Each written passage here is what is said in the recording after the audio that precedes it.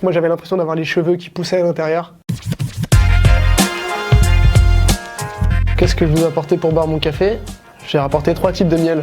J'ai apporté un miel d'eucalyptus du Portugal, j'ai apporté un miel de sakura du Japon et j'ai apporté un miel de jujubier du Yémen. Mon thé, je le sucre avec du miel de sakura parce qu'il est hyper fleuri, c'est super bon. Et quand je prends un expresso et qui est super amer, ce que je vais faire, c'est que je vais prendre une petite cuillère de miel de jujubier derrière pour adoucir. C'est comme ça que je fais. Alors miel et nuit, qu'est-ce que c'est? Miel et nuit, c'est une petite structure qu'on a montée avec Raja, ma femme, où on a décidé d'aller dénicher des petites pépites de miel tout autour du monde. Et le but, c'est un peu de faire redécouvrir aux gens le goût du miel, comme s'ils mettaient le doigt dans la ruche en fait, parce qu'on a découvert ce plaisir-là et c'était vraiment top. J'ai la chance de récupérer un miel hallucinogène du Népal, une fleur de rhododendron, qui en altitude, quand elle pousse en altitude, elle sécrète une neurotoxine qui s'appelle la grayanotoxine et qui agit sur le système nerveux.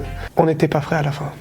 C'est très sensoriel en fait. Pour être honnête, moi j'avais l'impression d'avoir les cheveux qui poussaient à l'intérieur. La gorge toute anesthésiée, j'avais mon champ de vision qui était hyper restreint. Par terre avec des crampes d'estomac, qui n'arrivaient plus à articuler. Un bon miel, ça va être déjà un miel qui nous plaît. Après, je trouve ça malheureux, mais parfois il y a des gens à qui le sirop de glucose arôme miel, bah ça plaît. Donc ils vont manger ça en disant qu'ils ont mangé du miel. Le mauvais miel, il va avoir beaucoup plus de sucre raffiné, qui est pas forcément fait pour être digéré par le corps humain. Maintenant, le miel naturel, celui qui n'a pas été altéré, il est naturellement sucré et c'est pour ça que c'est meilleur de l'utiliser pour sucrer nos boissons ou nos plats. Et ça se reconnaît parce que sur l'étiquette, il y a écrit mélange de miel provenance UE et non UE. Quand vous voyez ça, il faut fuir. Faut pas acheter ça. Il faut pas acheter ça.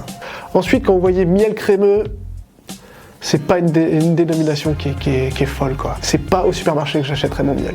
Qu'est-ce qu'on a de surprenant et d'un peu plus que les autres? On va là où les gens n'ont pas l'habitude d'aller. Un miel de fleurs de cerisier du Japon, vous le trouverez que chez nous. Pareil pour le miel du Yémen, c'est l'un des seuls miels qu'on trouve au marché noir. Nous, on a la chance de le faire passer par un circuit légal. Aujourd'hui, la cause des abeilles, c'est super important aussi pour nous, parce que ça a été scientifiquement prouvé que 80% des fruits et légumes qu'on mange actuellement, ils seraient amenés à disparaître. Et le déclin de l'humanité commencerait avec le déclin des abeilles. Tout simplement parce que l'abeille, elle sert à polliniser et à garder la diversité naturelle de la flore. Il y a plein d'initiatives à côté de ça qui sont faites pour élever des reines, pour avoir de plus en plus d'abeilles, de pouvoir préserver, de sauver les abeilles.